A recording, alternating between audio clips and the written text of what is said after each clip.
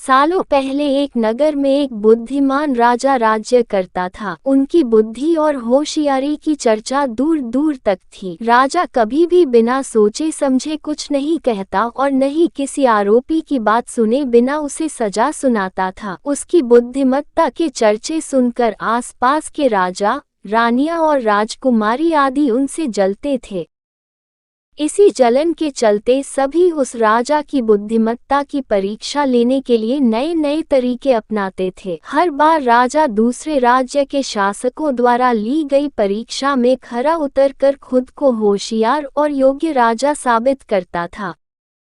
एक दिन राजा की परीक्षा लेने के लिए एक राजकुमारी आई। उसके हाथों में 2 फूलों की माला थी। दोनों माला में से एक असली फूल से बनी थी और दूसरी नकली से। उन दोनों मालाओं को देखकर उनका ये भेद बिल्कुल पता नहीं चल पाता था। इसी वजह से राजकुमारी ने राजा के सामने दोनों मालाएं रखकर पूछा, हे राजन, अगर आप बुद्धिमान हैं तो बताइए कि इनमें से कौन सी माला असली है। राज दरबार में बैठे सभी दरबारी माला को देखकर हैरान थे, क्योंकि किसी को समझ नहीं आ रहा था कि असली फूलों की माला कौन सी है। सभी इस सोच में थे कि राजा कैसे बता पाएंगे कि असली फूलों की माला कौन सी है।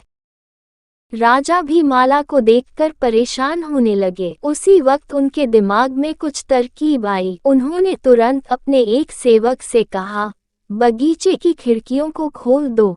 सेवक ने बगीचे की खिड़की को जैसे ही खोला तो राजा ने देखा कि फूल में बैठी मधुमक्खियां खिड़कियों से राज दरबार में आ रही हैं। वो कुछ देर मधुमक्खियों को ही देखते रहे। जैसे ही एक आध मधुमक्खी एक फूल की माला में बैठी, वैसे ही राजा ने कहा कि अब मैं बता सकता हूँ कि असली माला कौन सी है। राजा ने तुरंत उस माला की तरफ इशारा किया जिस पर मधुमक्खी बैठ रखी थी। राजा की होशियारी देखकर दरबार में मौजूद सभी उनकी तारीफ करने लगे।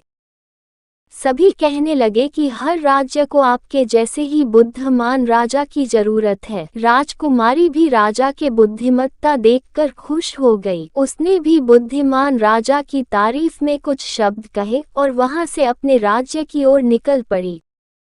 कहानी से सीख, अगर व्यक्ति अपनी बुद्धि का इस्तेमाल करे तो वो हर प्रश्न का सही जवाब तलाश सकता है और हर मुसीबत का हल भी निकाल लेता है।